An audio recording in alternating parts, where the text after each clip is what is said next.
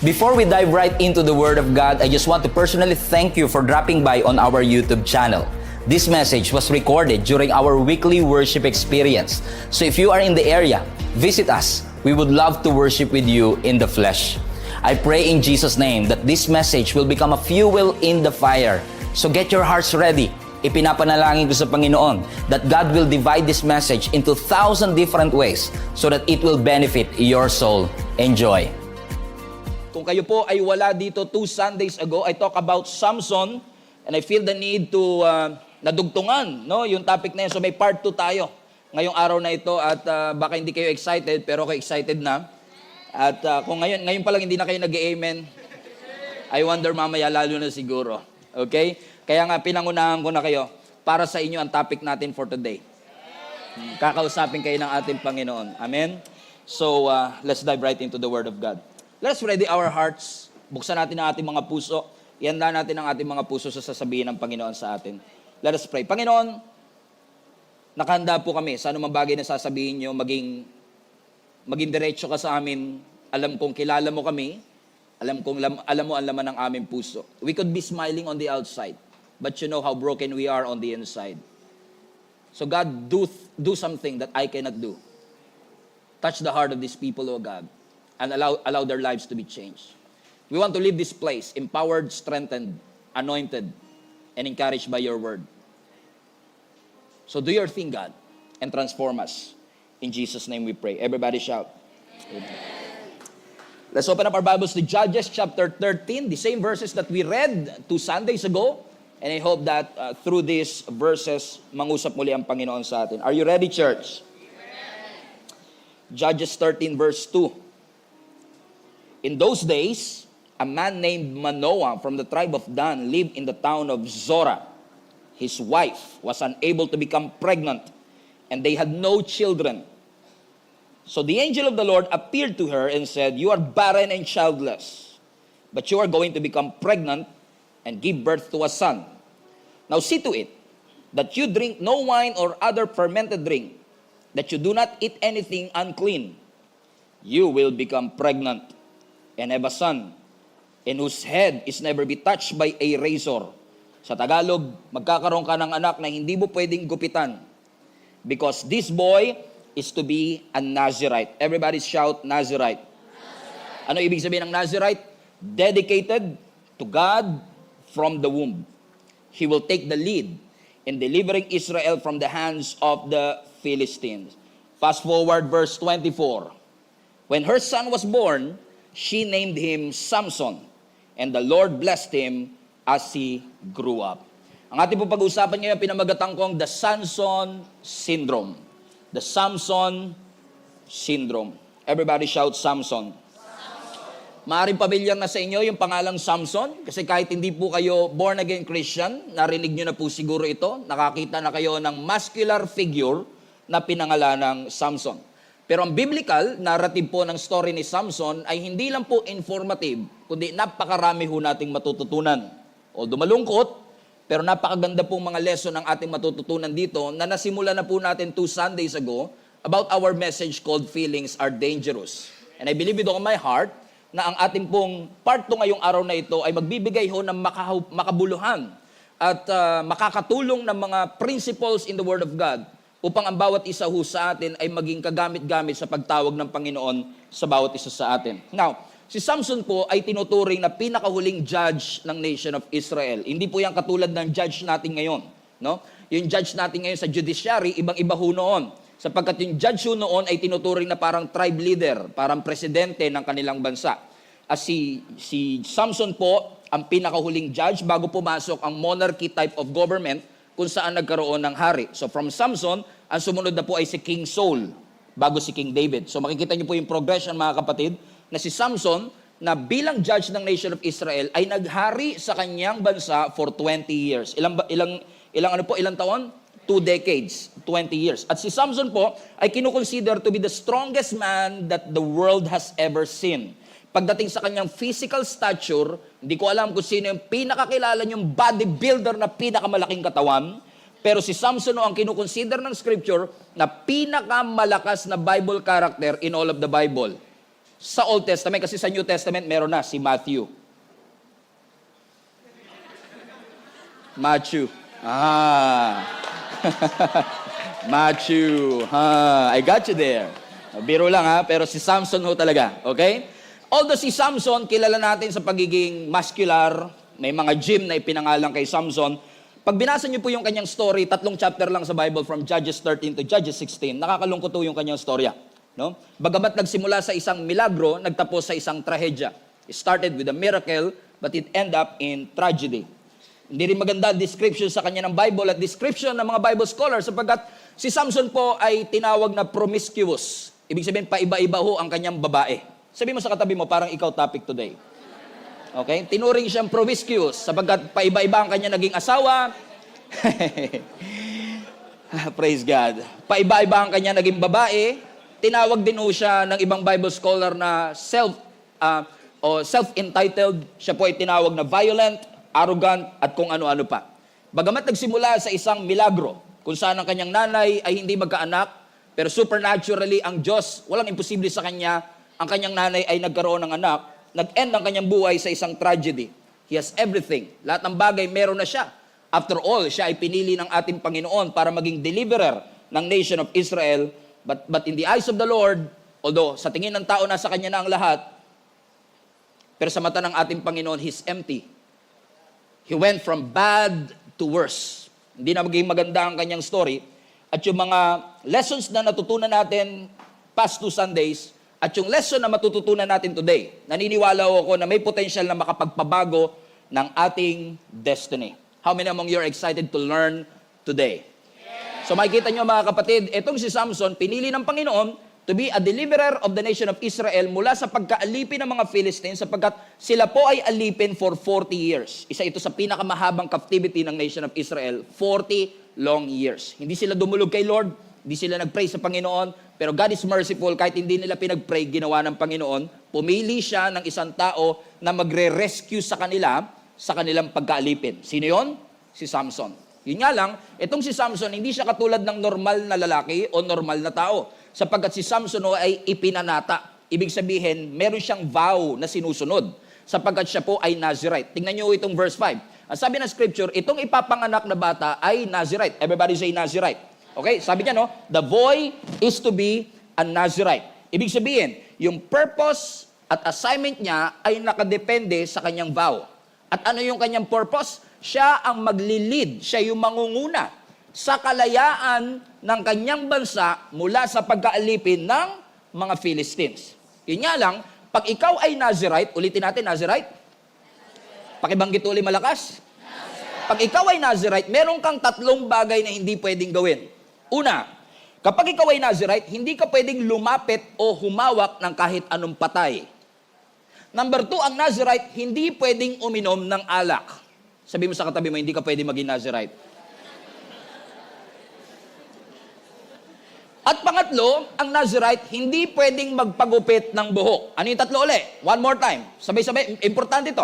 Ano ang 3 restriction ng Nazirite? Una, hindi siya pwedeng humawak o lumapit sa anumang patay, hayop man o tao. Pangalawa, bawal siyang uminom ng alak. Actually, yung ibang Nazirite, hindi pwedeng humawak kahit grapes lang. Okay? At pangatlo, ang Nazirite, hindi pwedeng gupitin ang kanilang mga buhok.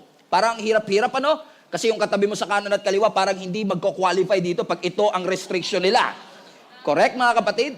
Pero, hindi ito imposible sapagkat si Samuel sa Bible, Nazirite din siya.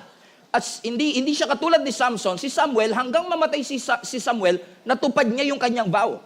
Pero si Samson, hindi niya natupad yung kanyang vow. Kasi si Samson, although siya ay Nazirite, meron siyang napakahalagang purpose. Ano yun? Maging representative ng kanyang bansa patungo sa kanilang paglaya.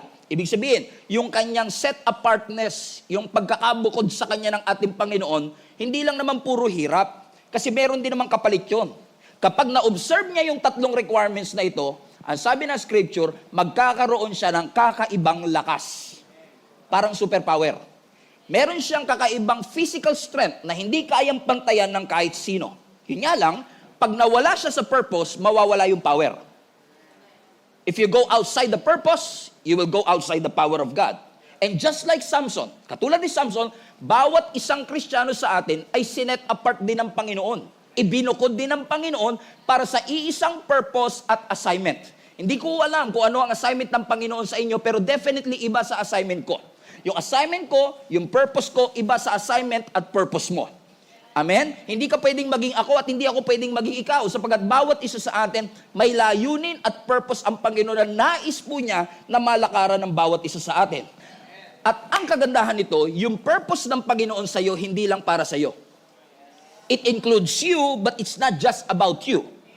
Naunawaan niyo mga kapatid, katulad ni Samson, ang purpose ng Panginoon sa kanya, kaya siya binigyan ng lakas, ay para manguna siya sa paglaya ng entire nation of Israel. So ibig sabihin, yung kanyang power, hindi para sa kanya. Ibinigay sa kanya, kasama siya doon, pero yung kanyang kapangyarihan ay hindi niya dapat gamitin sa ibang bagay, kundi para mapalaya niya ang kanyang buong bansa. Ulitin natin, the purpose of God in your life is not just about you. It includes you, but not just about you. In fact, the purpose of God in your life is always through you.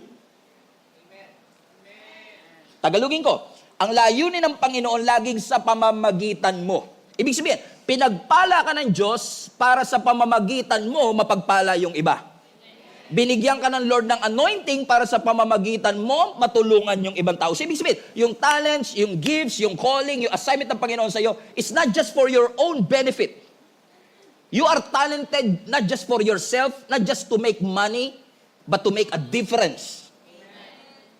Amen? Our purpose is not just to make a living.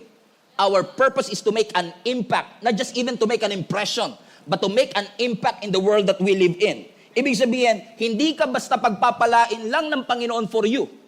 Pinagpapala ka ng Panginoon para yung ibang tao ay mapagpala din. Now, kay Samson, ano ang kanyang kondisyon? Pinalakas si Samson para i-deliver ang buong nation of Israel. Yun nga lang, yung lakas na dapat ginagamit niya para pangunahan ang kanyang bansa, ginamit niya sa paghahabol ng babae. Sabihin mo ulit sa katabi mo, talagang parang ikaw topic ni Pastor ngayon. Okay?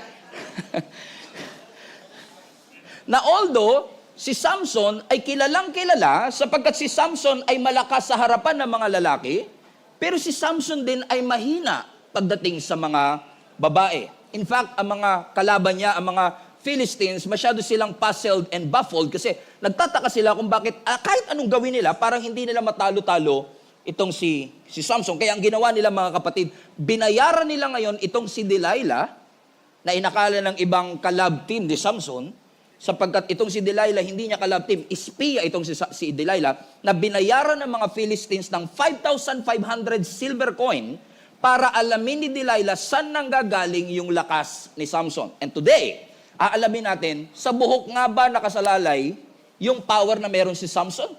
O may iba itong pinanggagalingan? Basahin po ninyo itong Judges chapter 16 verse 4. Basa po, sabay-sabay. Sometime later, Samson fell in love with a woman named Delilah, who lived in the valley of Zorek.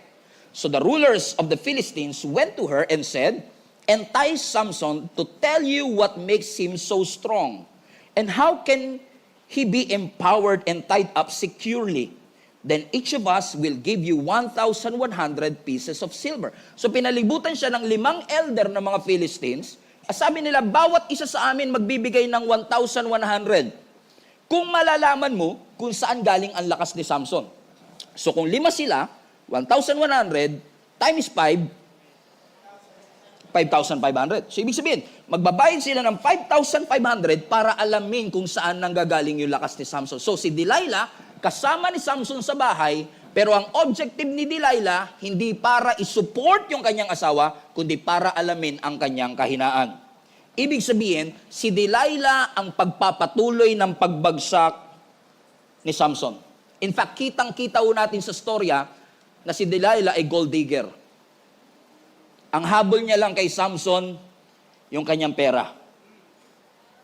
Yung pera na makukuha niya kapag alam niya kung ano ang pinaguhugutan ng kanyang kapangyarihan. Bakit nga ba napakalakas ni Samson? At yung problema ni Samson sa mga babae, sapagkat hindi niya lang naging problema yung unang naging asawa niya, kasi kung titignan niyo talaga yung story ni Samson, talagang promiscuous naman talaga, kasi kahit sa prostitute, pumapatol siya, na dapat hindi niya ginagawa, alam niyang mali, pero itinutuloy niya pa rin, paulit-ulit at iba-iba ang kanya naging asawa, hanggang pagdating dito kay Delilah, mga kapatid, na although si Samson ay may problema sa babae, pero yung problema ni Samson sa babae ay hindi niya lang problema kay Delilah, kundi problema niya sa Panginoon. Bakit? Kasi si Samson may special assignment. Si Samson ay may special na pagtawag. Ibig sabihin, si Samson, mga kapatid, na dapat pinaprioridad ang Diyos, hindi niya prioritize ang Panginoon. Na nung dumating yung babae, yung Delilah, yung asawa niya sa Timna, o yung mga prostitute na nasa kanyang harapan, imbis na yung focus niya ay sa assignment at purpose niya, mas nag-focus siya sa kanyang kahinaan kaysa sa purpose ng Panginoon sa kanyang buhay. At itong si Delilah, na supposedly, dahil asawa niya naman, supposedly itong si Delilah dapat blessing sa kanyang buhay, itong si Delilah naging idol ng kanyang buhay. Kasi ang mga blessing sa buhay natin, pwedeng maging idolo natin. Ano ibig ko sabihin? Lahat ng bagay na mas matimbang pa sa Diyos, idol ang tawag dyan. Lahat ng bagay na binibigyan natin ng diin, ng bigat, ng higit sa ating Panginoon, could be your idol. And from this story, we can see that Samson's idol was Delilah. Ang idol ni Samson si Delilah, na si Delilah ang naging prioridad ni Samson, na si Delilah ang naging focus ni Samson, na yung buong devotion ni Samson napunta na lahat kay Delilah, na dapat lahat yon ay para sa ating Panginoon. Kuhang-kuha ni Delilah ang puso ni Samson. At lahat ng bagay na kumukuha ng puso mo aside from God, anything that you love and you focus more than our God, is what we call an idol.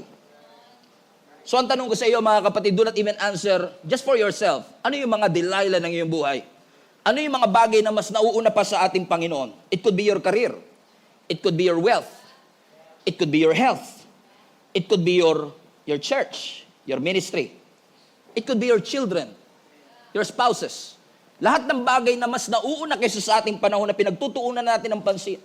Na tinawag tayo ng Panginoon na anumang bagay natin gagawin, ay ibigay natin wholeheartedly sa Panginoon, pero ibinibigay natin yung focus, yung devotions sa ibang tao, sa ibang bagay, kumpara sa ating Panginoon. The Bible calls it idolatry. Ano ang sabi ng Bible sa Colossians chapter 3 verse 23? Whatever you do, whatever your task may be, naguhugas ka man ng pinggan, naglalaba ka man, nagtatrabaho ka man, gumagawa ka man ng isang proyekto, anumang bagay na ginagawa mo, work from the soul that is put in your best effort. Ibig sabihin, kung ikaw ay gagawa ng isang bagay, lagyan mo na ng puso. Bigyan mo ng diin. Huwag mong gawin para lang sa sweldo. Gawin mo dahil may purpose ka. Ano sabi ng scripture, paano mangyayari yun? Kasi mahirap naman talagang gawin yung isang bagay, lalo pag ang focus mo lang ay sumweldo ka. May kilala ba kayong ganyan? May mga ka-office mate ba kayo na alas 5 ang labasan, 4:30 pa lang naka-makeup na? Bakit? Wala sa puso. Talaga ang gusto lang nila yung sweldo. Alam niyo kung bakit? Hindi natin sinasabing tamad sila. Wala lang silang sense of purpose. Kasi ang isang taong may sense of purpose, hindi niya namamalaya ng oras. Ang isang taong may sense of purpose, kahit hindi mo siya bayaran doon sa bagay na passionate siya, gagawin niya yun wholeheartedly. At ang sinasabi ng scripture, whatever you do it for the Lord, not for men.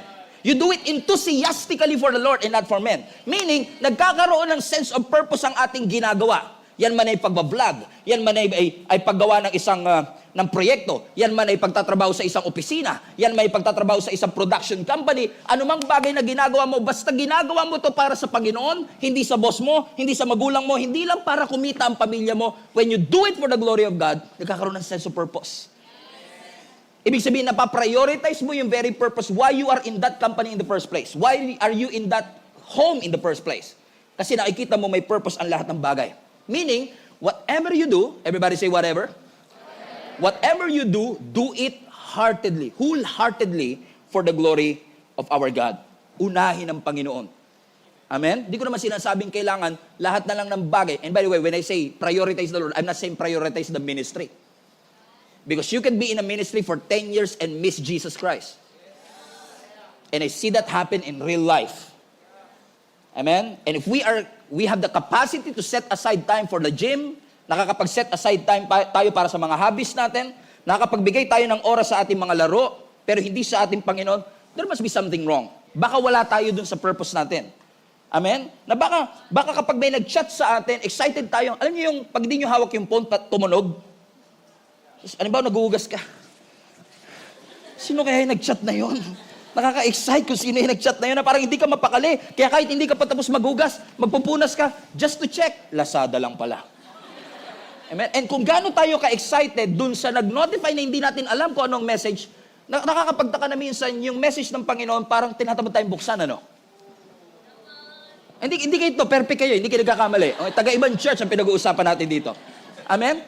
Na yung energy natin, binubuhos natin, kakahabol sa maraming bagay, pero pagdating sa ating Panginoon, parang ayaw natin i-pursue yung purpose ng Panginoon sa ating buhay. Question, gusto niyo ba ang Diyos gumalaw sa iyong pamilya, sa iyong business, sa iyong career, sa iyong buhay? Now, if you want God to move in your life, you cannot just do church as usual.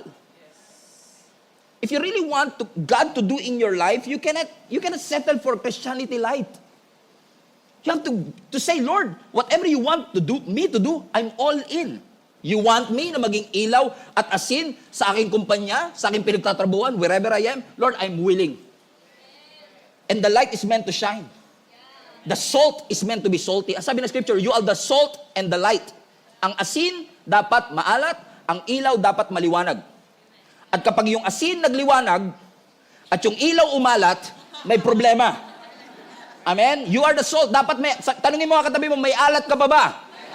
Amen? Kailangan may alat tayo. Saan man tayo dali ng ating Panginoon. Amen o ba mga kapatid? Give your best to the Lord. Basta para sa Diyos. Amen? Basta para sa Diyos. Bigay natin yung best natin. After all, sinabi ng Bible, you cannot serve two masters. Now, pansinin nyo for many years, I used to believe na inutusan tayo ng Panginoon na huwag sasamba sa dalawang Diyos.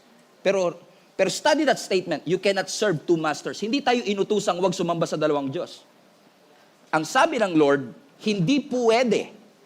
It is an impossibility that you have two gods. Kasi kung sino ang prioritize mo, yun ang Diyos mo. Kung sino ang prioritize mo, ibig sabihin, if you love God, you hate the world. If you love the world, you hate God. Hindi siya pwedeng sabay. Hindi ka pwedeng mamangka sa dalawang ilog. Either you are controlled with your flesh or spirit-led. And you cannot be flesh-controlled and spirit-led at the same time. Let me repeat. You cannot be flesh-controlled and spirit-led at the same time. Either you will go through the spirit or go through your flesh. Bahala na kayong mabili kung saan kayo pupunta. It's up to you. Hindi ko kayo pwedeng pilitin. But what I can tell you is this. When you choose Jesus and you choose life, you will never be the same again. You will never be the same again. Amen? Question. Mahal ba ni Samson si Delilah? Malinaw. Talagang humaling si Samson kay Delilah. Pero hindi sinabi ng scripture na si Delilah in love kay Samson. Alam niyo kung bakit? Kasi pag minahal mo yung mundo, hindi ka mamahalin ng mundo pabalik. Walang garantiya na mamahalin ka ng mundo pabalik. Hindi porket inaya mo magkape, mamahalin ka.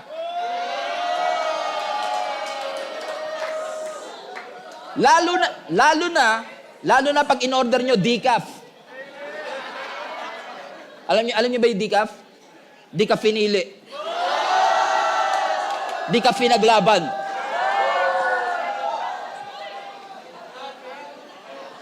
Yan na naman kayo. Hindi ka mamahalin ng pabalik ng mundo. Alam mo, pag si Satan ang pinili natin, pag si Satan ang pinili mo, he will always leave you empty and drained. Si Satan, gusto lang niya lagi sipsipan ka ng sipsipan. Pero ang Diyos gusto niya, suplayan ka ng suplayan. Which God do you want to choose? Which God do you want to choose? Amen? Na nakakalungkot man po isipin mga kapatid that in 20 years of the ministry, I've seen a lot of people na dating may passion, dating may gigil, dating may gilas, but they lost their appetite for the Lord. Nawala yung panlasa nila, nawala yung gigil nila, nawala yung interest nila sa ating Panginoon. At ang isang taong walang gana, halimbawa ikaw, kapag wala kang gana, madalas sign niya na may sakit ka. In fact, pag may sakit ka, madalas wala kang gana. Sino sa inyo naranasan nyo na nung nagkasakit kayo, walang gana? Kahit ang sarap-sarap ng pagkain. Kahit lagyan ka pa ng rib-eye steak, medium well. Right? Kahit lagyan ka ng medium well, rib-eye steak, kung may sakit ka, wala kang panlasa. Question, may mali ba sa pagkain? May mali ba sa nagluto? Sino mali? Because you're sick. And when you are sick spiritually, talagang lahat ng bagay na patungkol kay Lord, wala kang gana dyan. You lost your appetite already. In fact, hindi lang nawawala appetite mo, pati appreciation and participation. You don't appreciate God anymore. You don't participate in whatever God wants to do in your life anymore. Nandun ka pero wala ka dun. You're present but your mind is absent. You're in church for religious duty. But you're not really here to listen. You're not really here to absorb. You're not really here to be changed. Huwag kayo mag-alala, lahat po kayo, perfect kayo. Hindi ko kayo nagkakamali. Lahat po kayo, perfecto kayo. Amen? At kapag pinalitan natin si Lord ng mga Delilah sa ating buhay, doon tayo bumabagsak. Kasi ang purpose ni Delilah, alamin ano ang source ng ating lakas. In fact, nung si Delilah, inatasan ng mga elder ng Philistine na alamin yung lakas ni Samson, ang objective ni Delilah, hindi alamin yung lakas niya. Hindi para isupport yung lakas niya, kundi ang objective ni Delilah, alamin kung saan nanggagaling yung kanyang lakas. Meaning, gustong malaman ni Delilah ano ang kanyang kahinaan. So actually, hindi ko na kukwento, hindi ko na natin babasahin kasi masyadong mahaba, pero 4 na beses tinangka, at least recorded in the scripture, 4 na beses major na pagtatangka ni Delilah na alamin kung saan nanggagaling yung lakas ni Samson. One day, habang magkasama si Delilah at si Samson, sabi ni Delilah kay Samson, "Sweetheart," sa Bible yung basahin nyo. Sabi niya, by the way, hindi, joke lang. Baka mamaya maniwala kayo. Okay? Sabi niya, "Sweetheart," kasi nga bayad siya ng 5,500 silver, no? Saan ba nanggagaling yung lakas? Alam niyo, sabi ni Delilah, kung talaga mahal mo ko. Tingin mo, gagamitin talaga nila yan eh. Kung talaga mahal mo ko, sabi niya, kung talaga mahal mo ko, pwede mo ba sabihin sa akin kung saan nanggagaling ang lakas mo at paano ka mabibihag? Tingnan mo yung tanong ni Delilah. Ang tanong niya, paano ka mabibihag? Kung talaga mahal ka niya. Ba't tatanungin ko paano ka mabibihag? Alam mo, ito naman si Samson, dahil in love, although niloko niya lang din, sabi niya, talian mo ako ng 7 yantok. Mawawala ang lakas ko. Kinaumagahan, habang tulog si Samson, ginawa ni Delilah, pinalibutan niya ng 7 yantok, tinawag niya yung mga Philistines para bihagin si Samson. Sumigaw si Delilah, "Samson! Nandiyan na yung mga Philistines!" Alam mo, ang sabi ng scripture, nung nagising si Samson, yung yantok, binali niya na parang sinulid. So obviously, hindi doon galing yung lakas niya. Sabi ni Delilah, "Niloloko mo ko."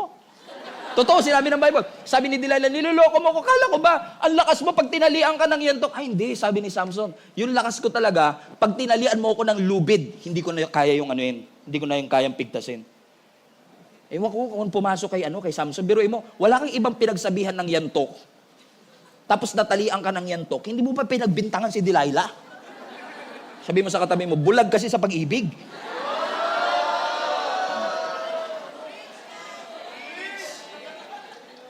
Ginuhugma kita. Dahil mahal na mahal. Ito naman, sabi ni Samson, "Sige, pag tinalian mo ako ng lubid ng rope, sigurado mawawala lakas ko." Kung kinagabihan, nung natulog si Samson, tinalian siya ni Delilah. Paggising niya, Samson, nandiyan ang mga Philistines."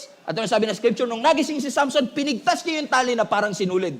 Now, kung ikaw si Samson, di ka pa ba maghihinala? Pero mukhang third time is a charm. Ano nangyari? Pagkatapos ito, si Delilah pa may gana magtampo. Sabi niya, "Samson, niloloko mo ko. Kala ko ba pag tinalian ka ng lubid, mawawala yung lakas mo?" Alam mo, sabi ni Samson, "Ay, hindi. Pag tinirintas mo yung buhok ko at itinali mo sa tulos, mawawala ang lakas ko." Ito rin naman si Delilah, paniwalain din. So ginawa niya, pagkagabi, pagtulog ni Samson, tinirintas niya yung buhok ni Samson, tinali niya sa tulos, tapos sumigaw na naman siya, Samson! Ayun na yung mga Philistines!" Ano, paggising ni Samson, tinanggal niya yung tirintas ng kanyang buhok, tinalo niya pa rin yung mga Philistines 3 beses, men.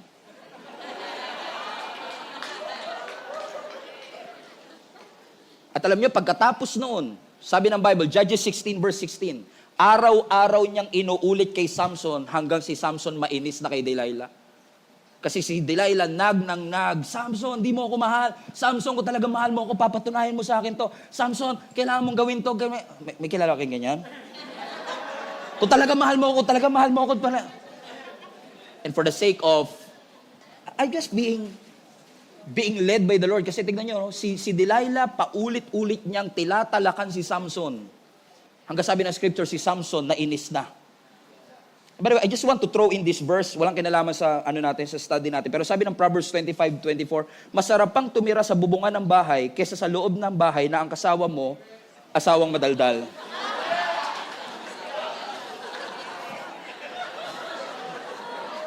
Check niyo yung Bible. Check nyo! Check nyo. Screenshot. Well, to be fair, hindi naman sinabing lalaki at babae. Kasi may mga lalaki rin namang madaldal, di ba? Sarap picturean, no? Kakanag. Kakanag ni Delilah, kakadaldal ni Delilah, napikon ni si Samson. Ang sabi ng verse 17, finally, everybody say finally. After every day ng persistence si Delilah, finally, shinare ni Samson yung secret sa kanya. Sabi ni Samson, my hair has never been cut. Hindi pa ako nagugupitan ever. For I was dedicated to God as a Nazirite from birth. And if my head were shaved, kung gugupitan mo ang aking buhok, kung kakalbuhin mo ako, my strength would leave me, and I would become as weak as anyone else. So Delilah realized that he had finally told her the truth. So she sent for the Philistine rulers, at sabi niya sa mga Philistines na nagbayad sa kanya ng 5,500 silver, come back one more time. Balik kayo. Last na talaga to. Promise. Sure na talaga ako. For he has finally told me his secret. So the Philistine rulers returned with the money on their hands. Verse 19, watch this. And Delilah lulled Samson to sleep. What? Sinabi mo kay Delilah yung secret mo, tas natulog ka pa sa hita niya? Nagpakanta ka ba sa kanya ng tulog na, baby, na mabait? Hinele niya si Samson to sleep with her head in her lap. And then she called in a man to shave off the 7 locks of his hair. In essence, kinalbo niya si Samson noong time na yon. And in this way, she began to bring him down. And his strength left him. That's the reason why many people think na yung lakas ni Samson nasa buhok. Kasi the moment na ginupit yung buhok ni Samson, nawala yung kanyang lakas. Ano niyo kung bakit? Kasi finally, na-violate niya yung 3. Yung 3 vows. Natutunan natin 2 Sundays ago, humawak siya ng patay. Nag-host siya ng beer party. At pangatlo now, she cut her hair. She shaved his hair. So sabi ng verse 21, nakakalungkot. So the Philistines captured Samson and gouged out his eyes.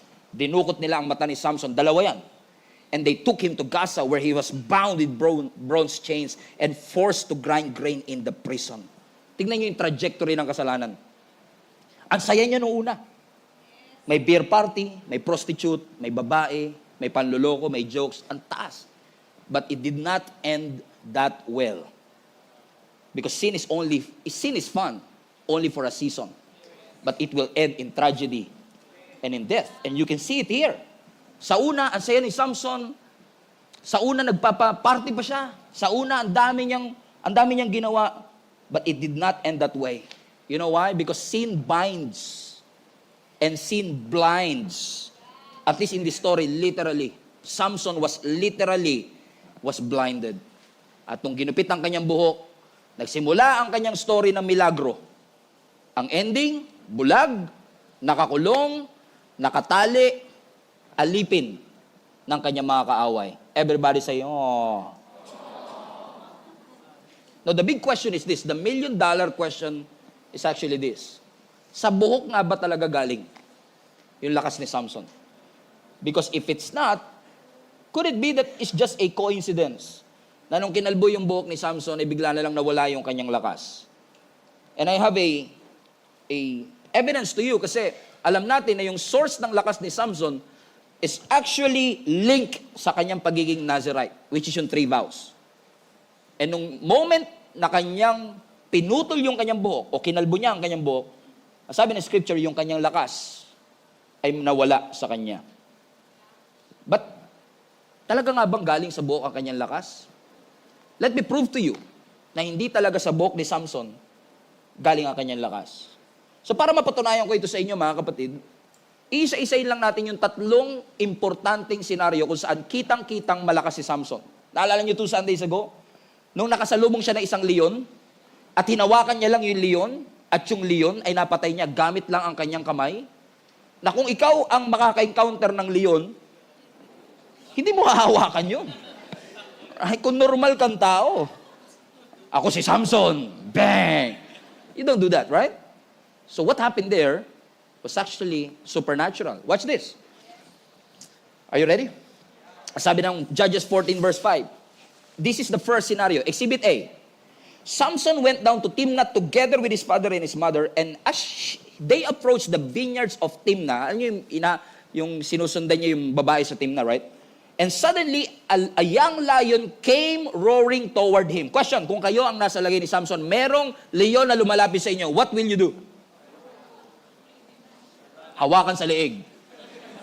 Does it make sense, isn't it? But watch this. Sabi ng verse 6, but the Spirit of the Lord came powerfully upon him so that he tore the lion apart with his bare hands. Tingnan nyo, no? He tore the lion apart with his bare hands. But was it because he was strong? No. Look at this. Because the Spirit of the Lord came powerfully upon him. So it's not because he's strong. It's because the Holy Spirit was upon him. Comprende, mga kapatid? Kaya niya nagawa ito. What else? Another story kung saan si Saul, pinatay yung kanyang asawa at pinatay yung kanyang father-in-law. So sobrang galit niya, amen, kumuha siya ng panga ng donkey, jaw ng donkey, at pinatay niya yung 1,000 Philistines gamit ang jaw ng donkey. Freshly killed. Now, kung ikaw mag-isa ka lang against 1,000, napatay mo sila, malakas hindi? Malakas. Di ba? Magaling. Di ba? Pero tingnan natin what happened there. Is it really because he was strong? Ano sabi ng Judges 15 verse 14? Okay, as Samson arrived in Lehi, the Philistines came shouting in triumph, but the Spirit of the Lord came powerfully upon Samson, and he snapped the ropes on his arms as if they were burnt strands of flax, and as they fell from his wrist. Ano ibig sabihin nito, mga kapatid? Verse 15. And then he found the jawbone of a recently killed donkey, and he picked it up and killed 1,000 Philistines with it. Pero paano niya napatay? Is it because he was strong? No. Because the Holy Spirit, the Spirit of the Lord was upon him. So ibig sabihin, yung kapangyarihan ni Samson wala sa buhok. Although yung kanyang power was represented by the hair, pero alam natin, kapag nawala yung buhok, mawawala yung vow. Kapag nawala yung buhok, mawawala siya sa kalooban ng ating Panginoon. Bakit? Kasi kapag nag-ooperate ka outside the will of God, in essence, you are operating outside the power of the Lord. So the moment, mga kapatid, na naka-encounter siya ng trouble, sabi ng Scripture, the Holy Spirit came powerfully upon him. But I know some of you are asking the same question, like me. Pastor, context. Di ba kaya niya napatay yung lion? Papunta siya dun sa asawa niya, gusto niya mapang-asawa sa Timnah, papunta siya sa pagkakasala. Ba't siya sinamahan ng Diyos doon? Tapos ito, yung pinatay niya yung 1,000 Philistines, revenge to. But ina-advocate ba ng Diyos ang revenge? Kala ko ba, vengeance is mine, says the Lord? Bakit? Sa kabila ng kanyang pagkakamali, at sa kabila ng kanyang pettiness and vindicative personality, inalaw pa rin ng Panginoon na bumaba ang Holy Spirit sa kanya, ang Spirit of God, kahit pa nasa gitna siya ng kasalanan. You know why? Because God has a greater purpose. Alam niyo yung greater purpose ng Diyos? Iligtas ang kanyang bansang Israel.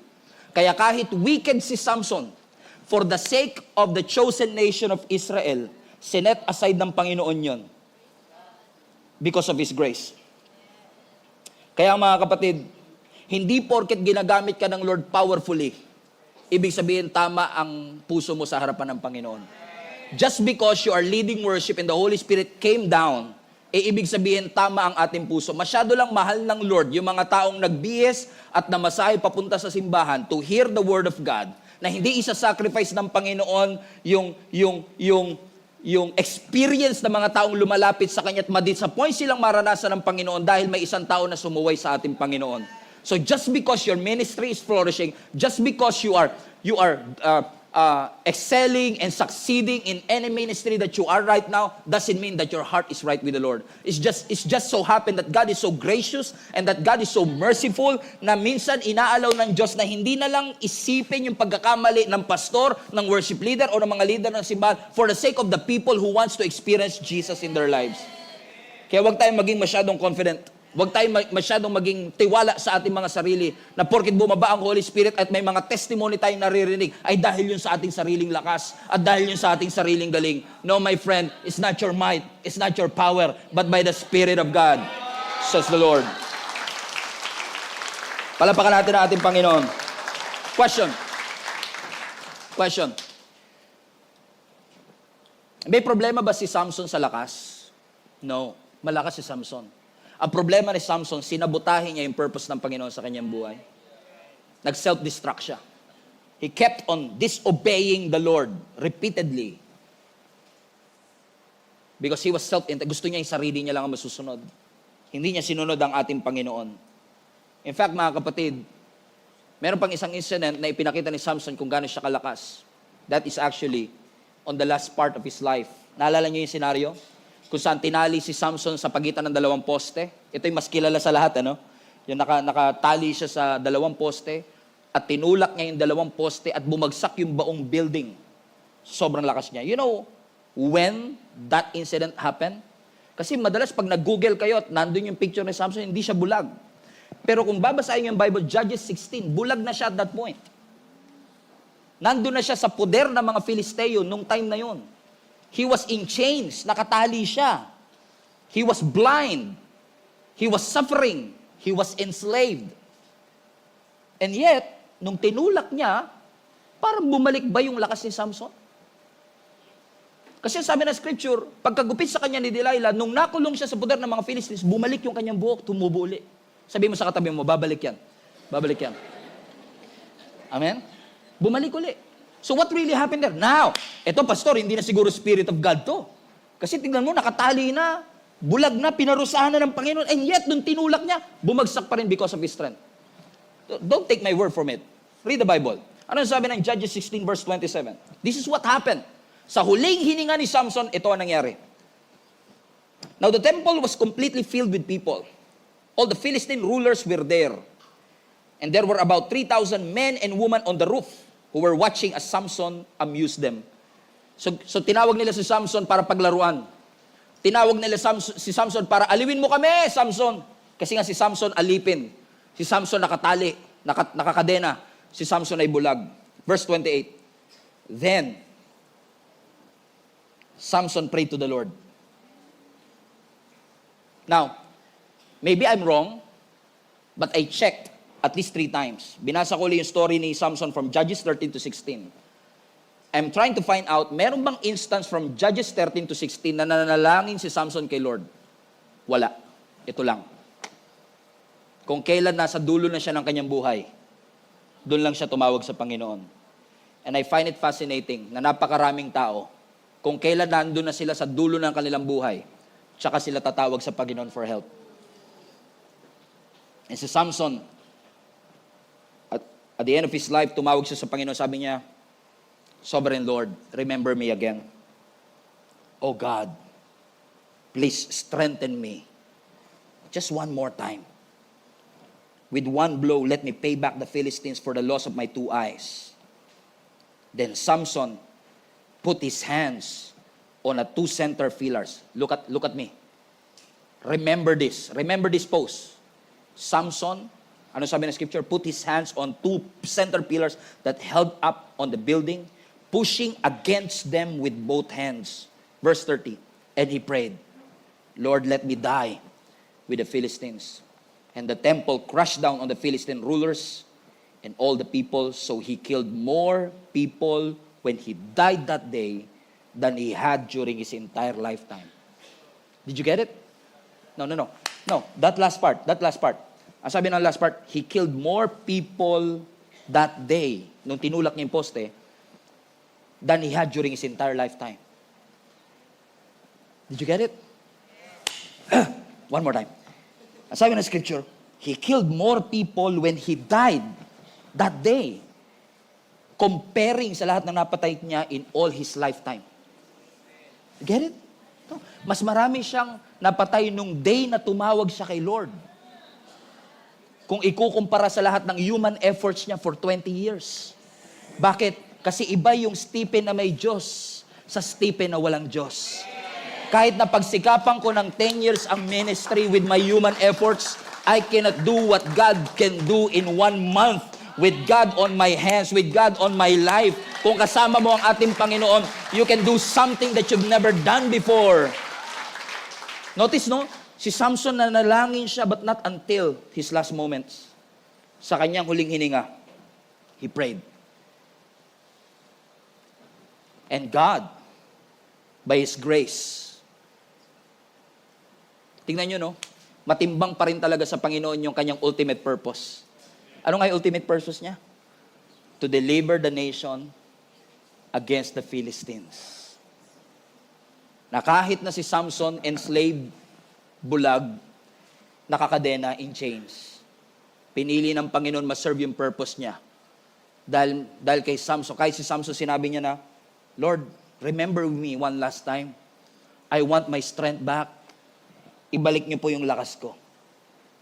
And as I close today, I want to encourage all of you, mag-ingat tayo sa Samson syndrome. Ano yung Samson syndrome? Yung inaakala natin na kaya tayo successful dahil sa ating buhok. Na kaya tayo wealthy dahil sa ating buhok. Na kaya tayo pinagpala dahil sa ating edukasyon. Na kaya tayo blessed dahil sa ating mga experiences. Na kaya tayo may mga accomplishment dahil sa mga Christian commitments natin. Na lagi tayo nagsisimba, araw-araw tayo nagbabasa ng Bible, araw-araw tayo nananalangin. Na kaya tayo influential dahil sa dami ng zero natin sa bank account. Na kaya tayo may mga connection sa ibang tao kasi may position sa gobyerno ang ating mga kilala. That is a Samson syndrome. Na inaakala natin na dahil sa ating lakas, na dahil sa ating energy, dahil sa ating accomplishment, dahil sa ating mga human efforts kung bakit tayo pinagpapala ng ating Panginoon. Always remember, Samson, yes, was strong, but it was dependent on his vow. He is only as strong as his vow. Pero dahil hindi niya tinupad ang kanyang vow, kinuha ng Panginoon ang kanyang presensya, but by His grace, doon sa kanyang huling hininga, nung tinawag niya ang ating Panginoon, hindi siya pinabayaan ng Panginoon, hindi siya kinalimutan ng ating Panginoon. That's how gracious, that's how merciful your God is. That despite of our weaknesses, despite of our limitations, sa kabila ng ating pagkukulang at pagkalimot sa ating Panginoon, kung tatawag tayo sa ating Panginoon, hindi tayo kinakalimutan ng Panginoon. So I want you to look back. Tingin ka ulit sa nakaraan ng iyong buhay, all the things that you have done, na alam mong mali sa harapan ng Panginoon. And with me, sabay-sabay tayong lumingon sa ating likuran at tignan natin yung mga bagay at mga bagay na ginawa natin na alam nating mali sa harapan ng Panginoon. And yet, He graciously rescued us. He graciously saved us. And He graciously gave His forgiveness. That there is now therefore no condemnation for those who are in Christ. That you are not righteous based on what you do. You are righteous based on who He is in your life. That we are the righteousness of God in Christ. Tanungin mo ang sarili mo, oo nga no, saan ba ako nagkamali?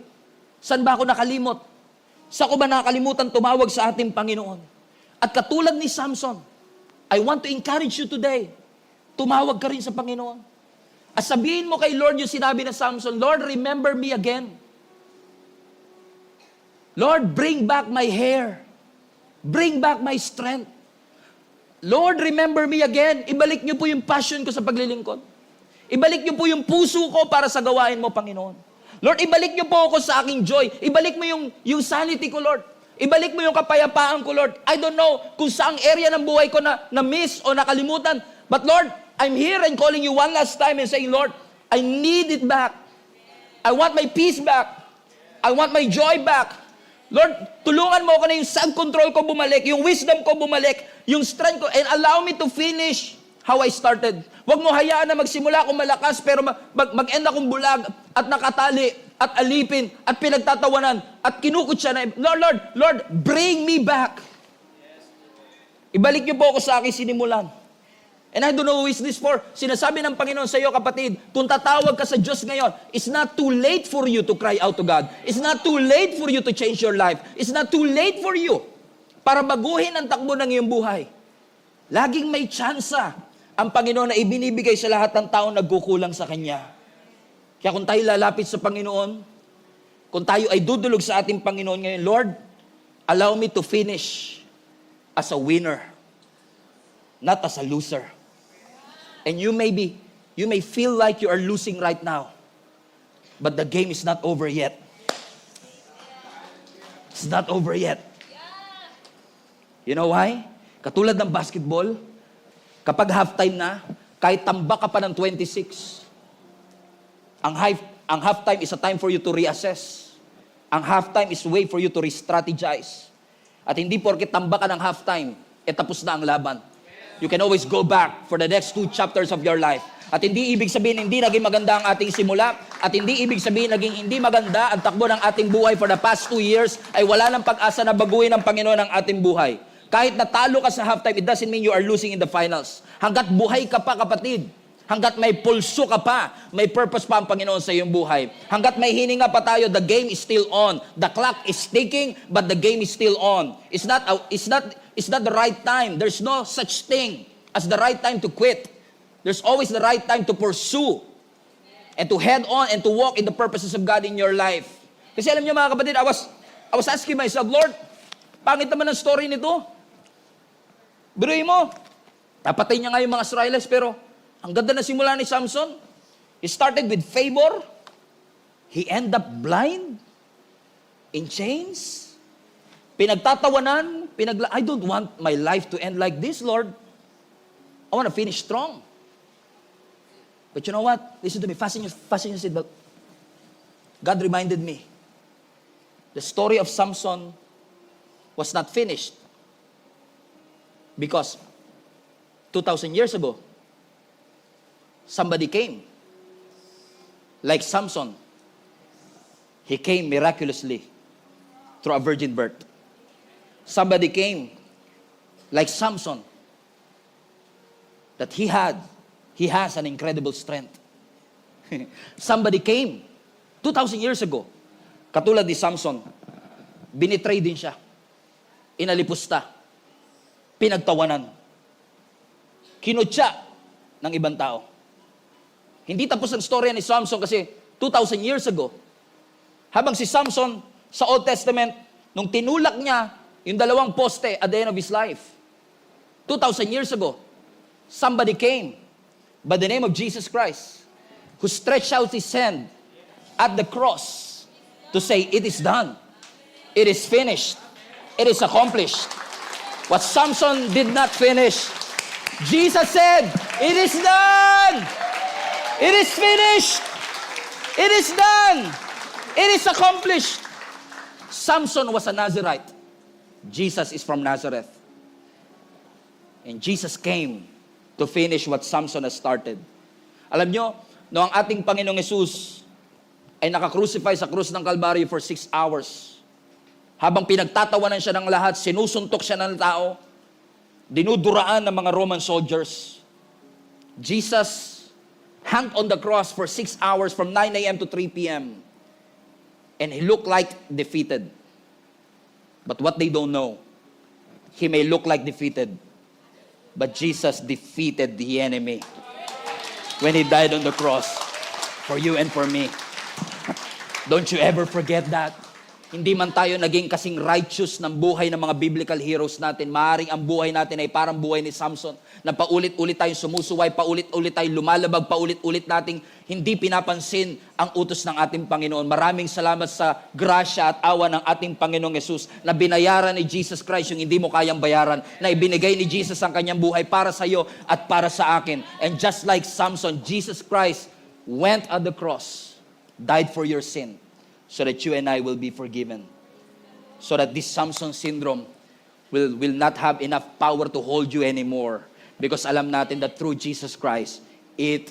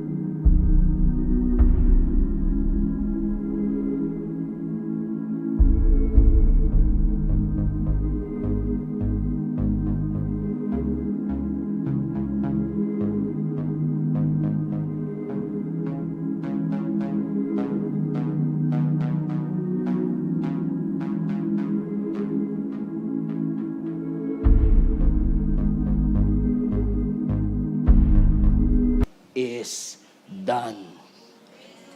It is done. Every head bow, every eye closed all across this place. Hindi ko alam kung sinong kinakausap ng Panginoon, pero sinasabi ng Lord sa iyo that your history is not your destiny. Your past doesn't have to define your future. If you're still alive, the game's still on. It's not too late for you to call on Jesus Christ and ask for forgiveness. To call on Jesus Christ and ask for help. Just like Samson, God, we are coming to you right now. And we are saying, Lord, remember us again. Alalahanin mo kaming uli. Bring back the hair. Bring back the anointing. We want our joy back. We want our peace back. We want you back in our lives. Father, we know we are not qualified. We are weak. We are limited. But worthy is you. Worthy are you, God. For you're worthy of all our praises. And you deserve the glory and the honor for all the great things that you have done. So yes, be with us. May your forgiveness be the center of our emotions today. Remind us that because of what you've done, because of your arms stretched wide, we are redeemed and forgiven. Remember us again. We need you, Lord. We honor you. In Jesus' name we pray. Everybody shout, amen. Amen. Hello, Global Family. Thank you for watching. If this message have impacted your life, please consider subscribing. Let us know in the comments what God spoke to you today. Where are you streaming from? Or how can we pray for you? We pray in Jesus' name that we will continue to advance God's kingdom through the spreading of His Word through this online platform that we have. If you want to support the ministry of Jesus is Alive community, I want to encourage you to support financially and give. Go to our website, gsmnb.com/give, for you to know all the ways that you can support this ministry. I hope to see you soon. God bless you.